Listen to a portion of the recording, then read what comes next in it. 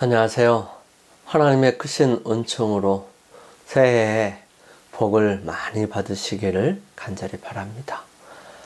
오늘 주님께서 우리에게 하시는 말씀을 통하여 우리의 마음이 심령이 울리고 또 하나님께 더욱 가까이 가는 귀한 시간 되기를 간절히 소망합니다.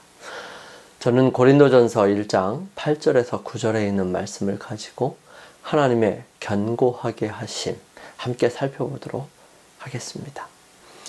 먼저 주님의 말씀 함께 살펴보겠습니다. 주께서 너희를 우리 주 예수 그리스도의 날에 책망할 것이 없는 자로 끝까지 견고하게 하시리라. 너희를 불러 그의 아들 예수 그리스도 우리 주와 더불어 교제하게 하시는 하나님은 미쁘시도다. 우리가 바라는 소원이 있습니다. 그것은 주님께서 원하시는 모습으로 주님을 맞는 것입니다. 신부가 신랑을 맞이하기 위하여 자신이 원하는 대로 꾸미는 것이 아니라 신랑이 원하는 대로, 신랑이 바르는 대로 할 수만 있으면 꾸미는 것이 아닐까요? 정말 큰 부자라고 화려하게 꾸밈으로 가난한 신랑이 주눅들게 하지도 않고 가난하다고 부유한 신랑의 격에 떨어지게 하지도 않습니다. 가난한 신부는 신랑의 격에 맞게 꾸미기 위해서 부자인 신랑이 모든 것을 다 제공하게 되는 것이지요. 그러므로 가장 아름답게 꾸미는 것처럼 우리가 주님께서 오실 때 가장 아름답고 적합한 사람이 되기 위해 우리는 지금 준비하며 살아가는 것입니다. 오늘 우리는 새해를 시작하는 즈음에 우리의 모습을 점검하고 어떻게 살아가는 것이 하나님께서 바라시는 삶인지를 바울이 고린도 교회에 보내는 편지 서두를 통해서 함께 살펴보기를 원합니다. 먼저 하나님께서는 끝까지 함께 하셔서 견고하게 하십니다. 주님께서 너희를 우리 주 예수 그리스도의 날에 책망할 것이 없는 자로 끝까지 견고하게 하시리라. 우리 주 예수 그리스도의 날은 언제일까요? 예수님께서 재림하시는 날입니다. 다른 말로 하면 세상 끝이지요. 예수님께서 지상에서의 봉사를 마치시고 하늘로 올리우실 때에 하신 말씀입니다. 내가 너희에게 분부한 모든 것을 가르쳐 지키게 하라. 볼지어다 내가 세상 끝날까지 너희와 항상 함께 있으리라 하시니라. 예수님은 우리를 구원하러 오셨습니다. 그리고 그분은 우리를 끝까지 포기하지 않으실 것입니다. 당신의 목숨을 내주면서까지 구원하기를 바라셨던 주님께서는 우리를 결코 포기하심이 없으십니다. 단지 그분과의 관계가 끊어졌다면 바로 내가 그분을 거부했기 때문이고 끝까지 그분에게서 돌아섰기 때문입니다. 끝까지라는 말은 인간의 한계를 의미하는 것이 아닙니다. 그분의 한계를 말씀하시는 것이지요. 그분은 인간에게 끝이 없으십니다. 단지 한계라는 말은 인간에게 적용되는 부분이지요. 즉 무한하신 하나님께 유한한 인간의 전부를 맡기는 것이고요. 아무리 인간의 전부를 말해도 그분에게는 그보다 더 많은 것을 가지고 계시고 그 한계는 인간을 뛰어넘어 무한하다는 사실을 인지하는 것입니다. 그러므로 그 끝까지에는 내가 가지고 있는 한계이지 그분이 제한적이라는 의미가 아니라는 사실이지요. 견고케 하다라는 의미는 어떤 것일까요? 하나님께서 주신 약속과 기별에 흔들리지 않고 계속해서 붙들고 기다리는 것을 유지하게 하는 것입니다. 요셉은 꿈을 꾸고 그것이 이루어지기까지 기다립니다. 처음에는 그 꿈들이 완전히 무너지는 것처럼 보였어요. 그는 애굽의 팔려와 보디발의 집에서 종으로서의 삶을 살아갑니다. 이때 잡혀갈 때 요셉이 겪은 처참한 일들 가운데 그에게 하나님께서 해주시는 것은 무엇이었을까요? 영감의 말씀은 이렇게 기록합니다. 어떤 환경에 처하더라도 하늘왕의 신민답게 행동하여 하나님께 충성을 다하리라는 고결한 결심으로 그의 영혼은 감동되었다. 그는 한 마음으로 하나님을 섬기며 그의 운명의 시련을 인내로 당하며 날마다의 의무를 성실하게 수행하고자 하였다. 이 하루의 경험이 요셉의 생애의 전환점이 되었다. 그 무서운 재난이 그를 응석 부리는 아이에서 사력 있고 용감하고 자제력 있는 어른으로 변화시켰다. 요셉은 보디발의 집에서 성실하게 살았습니다. 그는 인정받게 되었고요. 이제 모든 살림을 맡겨 그 집의 청지기가 되었습니다. 그는 성공한 것처럼 보였어요. 하지만 그는 보디발의 아내로 인하여 억울한 누명을 쓰고 감옥에 들어갑니다. 그곳에 그는 왜 들어가게 되었는지 전혀 알 수 없었지만 그곳에서도 열심을 다해 섬깁니다. 하나님께서는 그에게 특별한 훈련을 시키시는 중이셨지요. 하나님께서는 그를 크게 쓰시기 위하여 고난의 학교에서 준비시키고 계셨으며 그는 필요한 훈련을 거절하지 않았다. 감옥 속에서 압박과 학대와 범죄의 결과가 어떤 것인지를 목격하고 그것을 통해 그는 정의의 동정과 자비의 공과를 배웠다. 그것이 그로 하여금 지혜와 자비심을 가지고 권력을 행사할 수 있도록 준비시켜 주었다. 시간이 지나면서 술 맡은 관원장과 떡 맡은 관원장의 꿈을 해석해 주므로 살게 된 술 맡은 관원장으로 인해 희망을 품게 되죠. 하지만 그 기대는 처참하게 무너졌습니다. 그는 술 맡은 관원장의 배신으로 인해 실망하였지만 하나님께서는 더 큰 일을 준비하고 계셨던 것입니다. 바로에게 꿈을 주신 분은 하나님이셨고요. 그것을 해석할 수 있는 사람은 바로 요셉이었습니다. 그 결과 바로는 요셉을 총리로 임명합니다.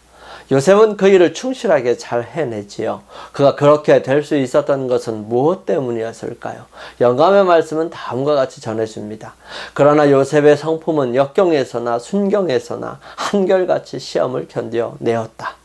그는 바로의 궁정에 있을 때나 감방에 있을 때를 막론하고 한결같이 하나님께 충성을 나타냈다. 그는 여전히 친척들과 하나님을 경배하는 사람들로부터 떨어져 있는 이국 땅에 나그네였다. 그러나 그는 하나님의 손길이 그의 발길을 인도하실 것을 전적으로 믿고 한결같이 하나님을 신뢰하면서 성실하게 자기의 의무를 수행하였다. 요셉을 통하여 애굽의 왕과 고관들이 참 하나님께 관심을 갖게 되었다. 비록 그들은 우상 숭배를 고집하였으나 여호와를 경배하는 사람의 생애와 품성에 나타난 원칙들을 존중하기를 배웠다. 그러나 요셉은 자신이 이렇게 긴 시간 동안 온갖 고통과 어두움의 시간들을 통해서 계획하시고 이루어내시는 이유를 두 번째 곡식을 사러 온 막내 동생을 데리고 온 형들에게 자신을 드러내면서 이렇게 설명하죠. 당신들이 나를 이곳에 팔았다고 해서 근심하지 마소서, 한탄하지 마소서. 하나님이 생명을 구원하시려고 나를 당신들보다 먼저 보내셨나이다. 그리고 세월이 지나 요셉이 죽게 되었을 때 그는 이렇게 부탁하고 죽지요. 요셉이 그의 형제들에게 이르되 나는 죽을 것이나 하나님이 당신들을 돌보시고 당신들을 이 땅에서 인도하여 내사 아브라함과 이삭과 야곱에게 맹세하신 땅에 이르게 하시리라 하고 요셉이 또 이스라엘 자손에게 맹세시켜 이르기를 하나님이 반드시 당신들을 돌보시리니 당신들은 여기서 내 해골을 메고 올라가겠다 하라 하였더라. 요셉은 알았습니다. 하나님께서는 끝까지 그들과 함께 하실 것을 말입니다. 바울은 문제가 많다는 고린도 교회에 편지하면서 그들에게 희망을 불어넣어 줍니다. 그분은 언제나 한결같으시고 그들과 늘 함께 하실 분이심을 알고 있었던 것이지요. 그리고 그들에게 비록 시간이 걸리기는 하겠지만 하나님께서는 그들과 늘 함께 하시며 끝까지 하나님께서 계획하신 구원의 일을 이루시기 위해 함께 하신다는 사실을 말해주고 기별을 전하는 것입니다. 올 한 해를 살아가면서 언제나 함께 하시는 그분을 잊지 않고 용기를 가지고 살아내시기를 간절히 바랍니다. 그 하나님께서는 우리를 부르신 분이십니다. 너희를 불러 그의 아들 예수 그리스도 우리 주와 더불어 교제하게 하시는 하나님은 미쁘시도다.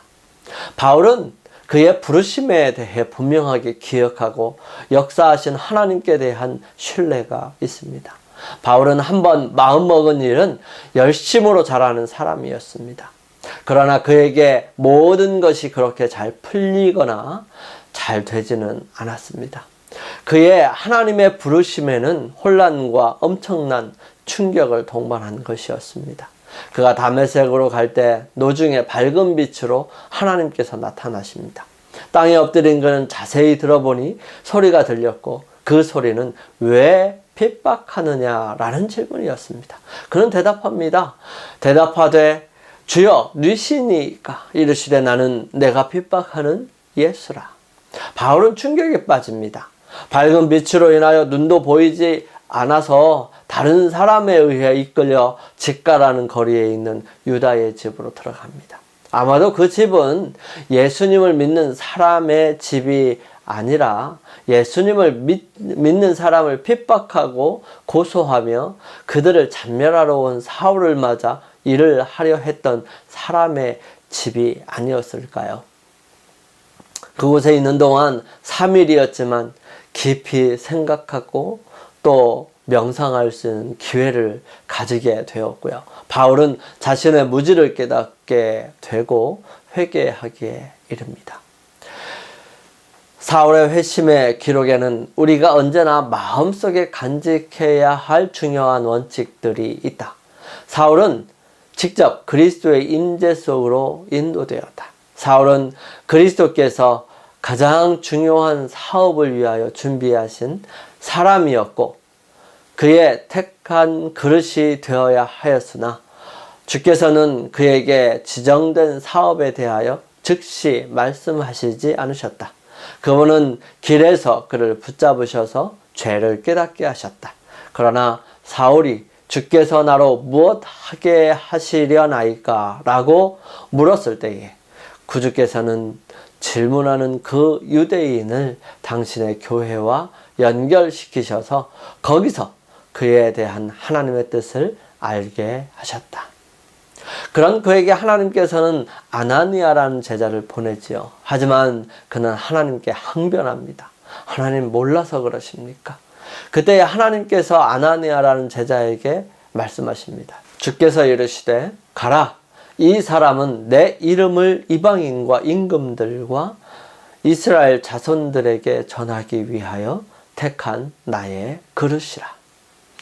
바울은 다메섹의 제자들과 며칠을 있으면서 그가 알고 있었던 것과 예수 그리스도를 통해서 이루신 일들과 성경에 기록된 예수 그리스도 즉 메시아에 대한 연구들을 열심히 했을 것입니다. 그리고 그는 즉시로 각 회당에서 예수가 하나님의 아들이심을 전파하지요. 그 다음은 힘을 더 얻어서 예수를 그리스도라 증언합니다. 전파하는 것과 증언하는 것은 좀 다르지요. 전파하는 것은 사실을 말해주는 것에 그친다면 증언하는 것은 자신의 명예와 목숨을 걸고 화관하는 것을 말하는 것이지요. 바울은 그럼에도 불구하고 인정을 받지 못합니다. 그는 예루살렘에 와서도 의심으로 하여 사귀지 못하게 되자 바나바는 그 과정들을 이야기하며 함께 출입하고 담대하게 예수님의 이름으로 말하지만 헬라파 유대인들이 그를 죽이려 하자 다소로 보냅니다. 교회는 든든히 서가는데 바울은 거기에 함께하지 못하지요. 이런 그를 다시 부른 사람이 바로 바나바를 통한 하나님이십니다. 바나바가 사울을 찾으러 다소에 가서 만남의 안디옥에 데리고 와서 둘이 교회에 1년간 모여있어 큰 무리를 가르쳤고 제자들이 안디옥에서 비로소 그리스도인이라 일컬음을 받게 되었더라. 1년간 이 두 제자는 충성스럽게 봉사하는데 연합하여 수고하였고 많은 사람들에게 세상의 구주 나사렛 예수의 구원하는 지식을 전달하였다. 제자들이 최초로 그리스도인이라고 불린 것도 안디옥이었다. 그들의 설교와 가르침과 담화의 주제가 그리스도였기 때문에 그런 이름이 붙여졌던 것이다. 이렇게 성장하며 그리스도인으로서의 삶을 살게 된 안디옥 교회가 더 큰 교회로 성장하도록 계속 축복을 더해가는 것에서 이제는 새로운 사람을 따로 세워 더 넓은 세상을 향하여 나아갈 수 있도록 역사하십니다. 주를 섬겨 금식할 때에 성령이 이르시되 내가 불러 시키는 일을 위하여 바나바와 사울을 따로 세우라 하시니, 하나님께서는 세상에 존재하는 모든 사람들을 바나바와 바울처럼 부르시는 형식을 갖지는 않더라도 모두를 부르십니다. 그리고 함께 그 일을 감당할 수 있도록 도우시지요. 바나바와 바울은 그렇게 해서 제1차 선교 여행을 시작하게 된 것입니다. 여러분은 어떤 여행을 시작하시겠습니까? 여러분 주변에 주님을 전하고 나타내는 사람으로 믿음으로 살아가야 하지 않을까요? 주님께서 함께 하시고 부르심에 더하여 예수님과 교제하게 하십니다. 그런 우리의 모습이 올 한 해 동안 더욱 빛나고 아름답게 되어지기를 간절히 소망합니다. 우리의 모습으로 오신 실질적인 주님이신 예수 그리스도와 더불어 교제하게 하십니다. 너희를 불러 그의 아들 예수 그리스도 우리 주와 더불어 교제하게 하시는 하나님은 미쁘시도다. 예수님은 우리의 모본이시지요. 바울은 고린도 교회에 첫 번째 편지를 보내면서 그곳의 수많은 문제들을 해결하기 위해 어떤 규칙이나 세상의 법이나 율법을 말하지 않습니다. 그들의 잘못과 수많은 문제들을 스스로가 해결할 수 있는 근본적인 해결책을 제시하시는 것이지요. 그것은 다름 아닌 각자가 예수 그리스도와 교제하는 것이었습니다. 사실 바울은 똑똑하고 박식한 사람이었어요. 그는 유대인 중에서도 베냐민 지파였으며 더 나아가 전통을 중요시하고 율법에 성실한 바리새인이었습니다. 그런 그는 이미 아덴에서 수많은 철학자들과 논쟁하여 이겼습니다. 그들을 이기고서 얻은 것은 정말 수고에 비해 적은 수였고 단지 철학자들에게 하나님의 새로운 종교를 더해줄 뿐 그들에게 구원의 기별과 예수님의 제자가 될 수 있는 기회가 선용되지 못하였던 것입니다. 그래서 그는 고백합니다. 내가 너희 중에서 예수 그리스도와 그가 십자가에 못 박히신 것 외에는 아무것도 알지 아니하기로 작정하였습니다. 바울에게 있어서 아덴의 경험은 다른 지식보다는 예수 그리스도와 그분의 십자가에 달려 돌아가신 일이 가장 중요하다는 것을 깨닫게 해주었던 것입니다. 십자가에 못 박힌 나사렛 사람을 따르던 자들을 박해하던 생애에서 돌아선 이래 그는 십자가를 영화롭게 하기를 결코 그치지 아니하였다. 그때 그는 그리스도의 죽음을 통하여 나타난 하나님의 무한한 사랑에 대하여 계시를 받았으며 그의 생애에 놀라운 변화가 일어나 그의 모든 계획과 목적이 하늘과 조화되었다. 그 순간부터 그는 그리스도 안에서 새 사람이 되었다. 바울은 개인적인 경험을 통해서 죄인이 일단 당신의 아들의 희생을 통하여 나타난 아버지의 사랑을 바라보고 거룩한 감화에 복종할 때에는 마음의 변화가 일어나며 그 후로는 그리스도가 가장 귀중하게 된다는 사실을 알았다. 회개하였을 때 바울은 동료 인간들로 하여금 나사렛 예수를 변화시키고 구원하기에 능하신 살아계신 하나님의 아들로 바라보게 하려는 간절한 소망으로 고무되었다. 그 후로는 그의 생애를 십자가에 못 박히신 그분의 사랑과 능력을 묘사하는 일에 전적으로 헌신하였다. 바울은 그가 알고 있는 예수님, 그가 경험한 예수님, 구약 성경을 통해서 비춰진 메시아의 빛들을 함께 나눔으로 그는 그의 삶을 통해서 그리스도를 증거하게 되었던 것입니다. 그는 거기에서 아굴라와 브리스길라를 만나서 천막을 만드는 일로 서로 교제하게 되었고요. 그들은 일 속에서 그리스도와 함께하는 바울의 모습을 통해 그리스도와 교제하는 일을 경험하게 된 것입니다. 바울은 늘 언제나 예수 그리스도를 주로 모시는 삶을 살았어요. 예수님을 주인으로 모신다는 것은 무엇을 의미할까요?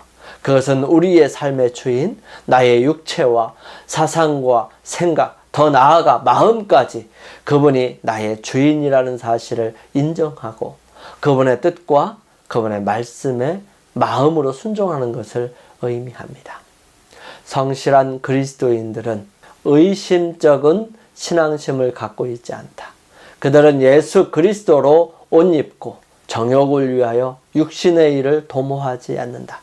그들은 종이 그 주인을 쳐다보듯 여종이 그 주모를 바라보듯 그리스도의 명령을 받으려고 계속해서 예수를 바라보고 있다.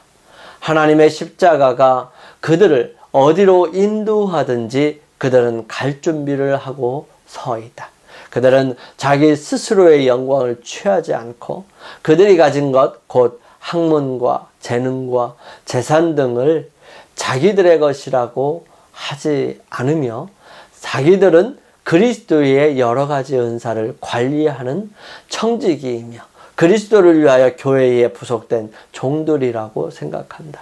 이 사람들은 주의 사자들이요 흑암 중에 빛이다. 그들의 심장은 그리스도의 크신 심장과 같은 박자로 뛰고 있다. 사랑하는 각 처에 흩어진 그리고 하나님을 사랑하는 성도 여러분, 저는 오늘 말씀을 마치면서 하나님께서 견고하게 하시는 일, 그 일들은 무엇인지를 다시 한번 생각해 봅니다. 이제 시작된 2026년도를 늘 함께 하시는 하나님과 그분의 부르심에 반응하여 능력과 은혜와 지혜를 구하는 모든 사람들에게 그분과 교제하는 특별한 관계를 갖는 귀한 한 해가 되기를 간절히 바랍니다. 하나님의 은혜와 은총이 하나님께 나아가는 여러분과 교회에 함께 하시고 가정에 함께 하셔서 하나님의 크신 축복이 가득한 한 해가 되기를 간절히 소망합니다. 함께 기도드리겠습니다. 저희들을 사랑하시는 하나님 아버지, 2026년도를 맞이한 지 벌써 세 번째 주입니다. 저희들의 삶을 돌아보고 시작된 결심이 잘 이루어지고 있는지 확인하며 주님의 능력과 지혜를 구하게 하옵소서. 매일의 삶을 통해 우리를 부르신 그 하나님께서 구체적으로 역사하시는 그분의 함께하심을 경험하고 마음을 나누는 복된 교제가 이루어지도록 역사하시며 도와주시옵소서. 각 교회가 주님 안에서 부흥하게 하시고 아름다운 삶의 경험들을 가지고 감사와 감동이 풍성한 교회가 되게 하옵소서. 각자가 주님과 동행하고 교제함으로 삶이 행복하고 만나는 사람마다 주님의 거룩한 은혜를 나누는 감사의 시간들이 되게 하옵소서. 영적으로도 건강하고 육체적으로도 건강함으로 주님을 위해 헌신하며 믿음으로 전진하는 열심을 갖게 하여 주셔서 우리 주변에 주님께로 돌아오는 사람들이 가득하게 하옵소서. 늘 주님의 축복과 은혜로 인해 감동과 기쁨이 있는 교회와 가정과 일터가 되게 하옵시기를 예수님의 이름으로 감사하며 기도드립니다. 아멘.